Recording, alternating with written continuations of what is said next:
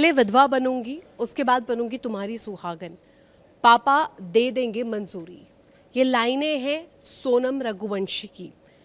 ऐसा माना जा रहा है कि ये खुद सोनम रघुवंशी जो है उनकी तरफ से कबूला गया है।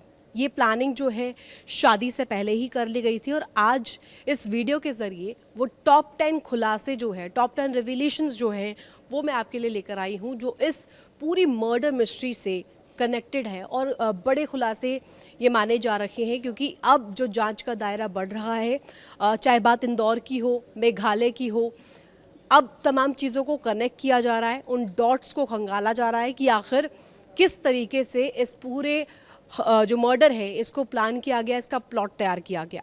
सबसे पहले आपको बता दूं कि राज कुशवाहा और सोनम रघुवंशी शादी से खुश नहीं थे, वो साथ रहना चाहते थे, ऐसे सूत्र बता रहे हैं। और इसके साथ साथ आपको बता दूं, जिस दिन सोनम रघुवंशी की शादी थी, सबसे पहला खुलासा ये हो रहा है कि राज उस दिन फूट फूट कर रोया था और उसी दिन उसने कह दिया था कि तुम उसे शिलोंग लेकर आओ, वहाँ हम उसे ख़त्म कर देंगे। और इस बात का कहीं ना कहीं ये माना जा रहा है कि इससे डॉट कनेक्टेड है, क्योंकि उसी दिन ऐसा माना जा रहा है कि राज कुशवाहा ने पूरा प्लॉट जो है इस मर्डर मिस्ट्री का तैयार कर लिया था। सेकंड जो खुलासा है वो ये कि सोनम ने हामी भरी। सोनम ने कहा कि शादी वो ज़रूर करेंगी लेकिन विधवा बनने के लिए, यानी कि राजा रघुवंशी की वो विधवा बनेगी और उसके बाद वो राज कुशवाहा से शादी करेगी। थर्ड जो बड़ा खुलासा है, यानी कि तीसरा सबसे बड़ा खुलासा ये कि वो खुद भी खुश नहीं थी और ऐसे जब विजुअल सामने आए, जो शादी की वीडियोस सामने आई है, उसमें साफ दिख रहा है कि सोनम रघुवंशी जो है उस तरीके से एक्टिव और एनर्जेटिक खुश नहीं नज़र आ रही है अपनी शादी में, जिस हिसाब से राजा रघुवंशी खुश है। यानी कि वो तो कहीं ना कहीं इस पूरी प्लॉट का हिस्सा रहे हैं। राज कुशवाहा जो बताया जा रहा है कि उस दिन एक अंधेरे कमरे में बैठकर फूट फूट कर रोया था, चिल्ला चिल्ला कर उसने यही कहा था कि सोनम सिर्फ मेरी ही होगी। और चौथा सबसे बड़ा खुलासा ये माना जा रहा है कि प्लानिंग के तहत राजा को लेकर के सोनम जो है शिलोंग पहुंची थी। कहा जा रहा है कि कामाख्या देवी वो बहाना मार रही थी कि कामाख्या देवी लेकर जाएंगे, वहाँ दर्शन करवाया जाएगा, असम लेकर जाएंगे।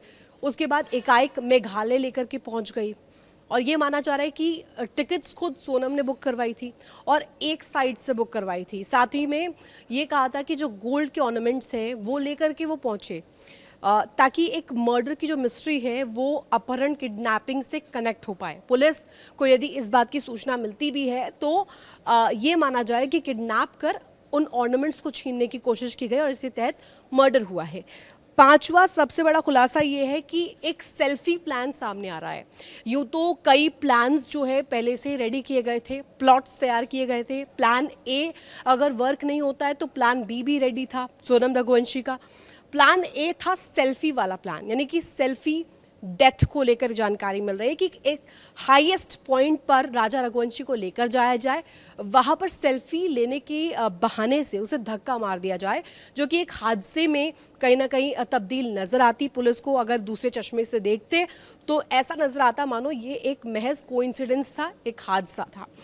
छठा बड़ा खुलासा ये है कि राज कुशवाहा ने वारदात से पहले ही जो हत्यारे हैं, जो क्रिमिनल कहे जा रखे हैं, जिन्हें हायर किया गया था, उन्हें पहले ही पैसे मुहैया करवा दिए थे। जो अमाउंट तय हुआ था वो पहले ही दे दिया गया था। हालांकि उसके बाद ये जानकारी भी मिली कि सोनम ने उस अमाउंट को बढ़ा भी दिया था।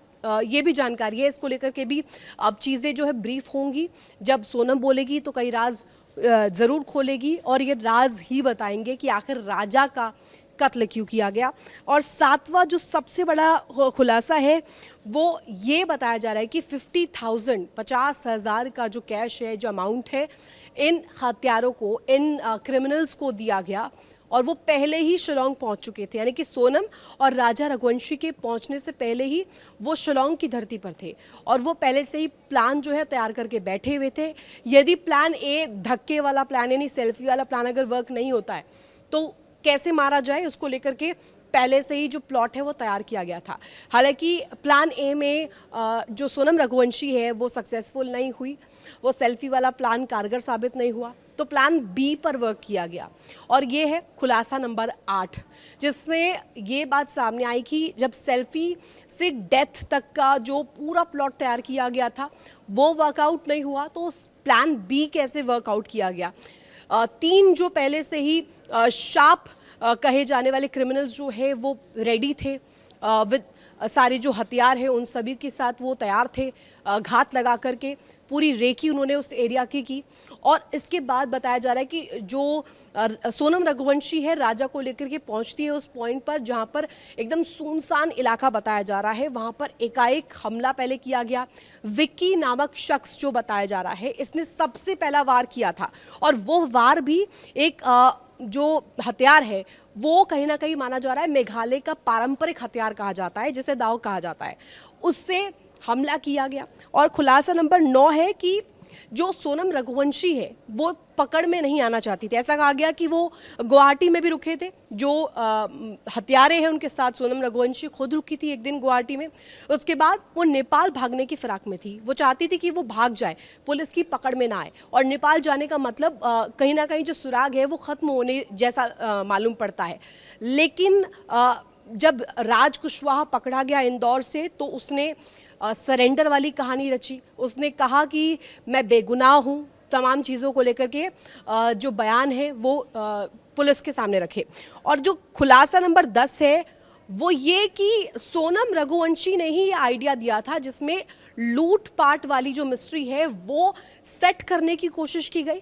ये कोशिश की गई क्योंकि मैंने सबसे पहले आपको बताया था जब सोनम रघुवंशी ने टिकट्स बुक करवाई और एयरपोर्ट पर राजा रघुवंशी को बुलाया तो ऑर्नामेंट्स के साथ आने के लिए कहा था, जो गोल्ड है इन सभी चीज़ों के साथ आने के लिए कहा था, बाकायदे पहन कर आने के लिए कहा गया था। और इसी के माध्यम से जो लूटपाट वाली जो मिस्ट्री है, किडनैपिंग की जो एक कोशिश की, जो कहा जा रहा है प्लॉट जो है उसे पेश करने की कोशिश की गई ताकि वो बचकर क्लीन निकल सके इस पूरे मामले में। हालांकि अब ये 10 खुलासे हो चुके हैं और सोनम सहित जो चारों आरोपी है उन्हें मेघालय ले जाया गया है, सीन रिक्रिएशन करवाया जाएगा।